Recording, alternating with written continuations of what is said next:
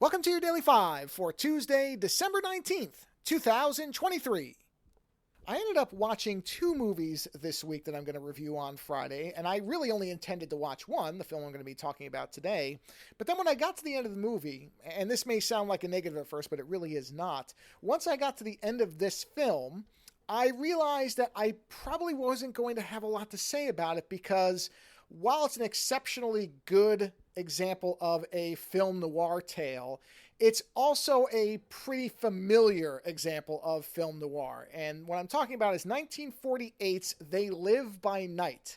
This was added to Criterion Channel's Holiday Noir list. And, as I always do with Criterion Channel, I kind of scroll through. I look at what the films are. I look at what the stories are. And I look for one that just kind of catches my interest for some reason. And this one, for whatever reason, grabbed me. I really don't know what it was about it, but I saw something. I looked at the picture. I went, okay, I'm going to watch this one. And there is one thing that is, and I didn't know this going into it, and I will mention this again on Friday, so prepare to hear this fact repeated. But I did not realize at the time that this is, by all accounts, the first film where a helicopter was used to film an action scene. In fact, the very first scene of the film. I didn't know that going in, but I did think it was unusual to have a helicopter. I just didn't realize this was the first movie where they'd used helicopters before, but not for an action sequence. And the movie's story is, again, pretty straightforward as far as a noir tale. It's basically about two individuals, a man and a woman, who are both at unhappy places in their lives, who come across each other because of a random event and try to have a life together, and they do it against what end up being insurmountable odds.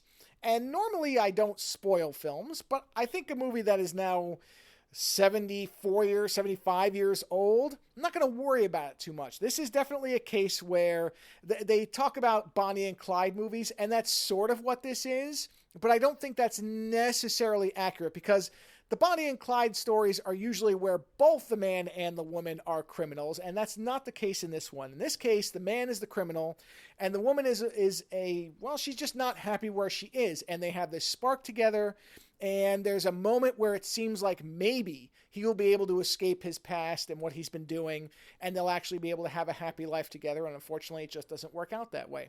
But it is, as films of this era usually are, what makes it worth watching is, number one, the cinematography. It's just a beautiful film. There is something I'm coming to more and more appreciate about black and white. Not that I ever had a problem with black and white, but I am now noticing more when things are just beautifully shot in black and white. And there is a power to a lack of color. It really does emphasize the way the lighting's done. It emphasizes a lot of things that once you notice them are hard to not see that in a modern film just aren't as important. Not because they're not good, but because now there's lots of other things, especially in an age of HDR and 4K, where colors are beautiful and blooming and with a wide range that never used to exist.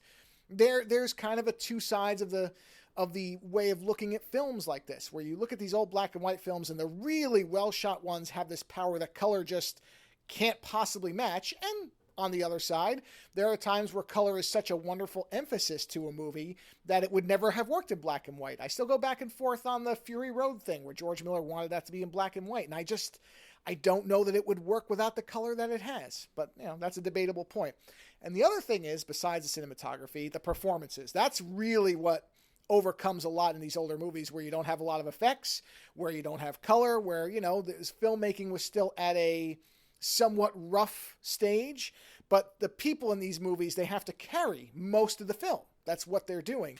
And everybody in this is uniformly great. And that's really the combination of the fact that this is a very well shot black and white film, along with the actors doing just exceptional work across the board. That's what elevates it. And so I understand why, even though, again, this is a traditional Bonnie and Clyde story to some degree, this does stand above most of the other ones that I've seen because it is beautifully shot, which is one of the things that gets attributed to it, that it has this really wonderful look, and that there was they call it experimental. Of course, for today's experimental, it's not quite the same, but people weren't necessarily shooting movies like this at this time, and that makes it something exceptional.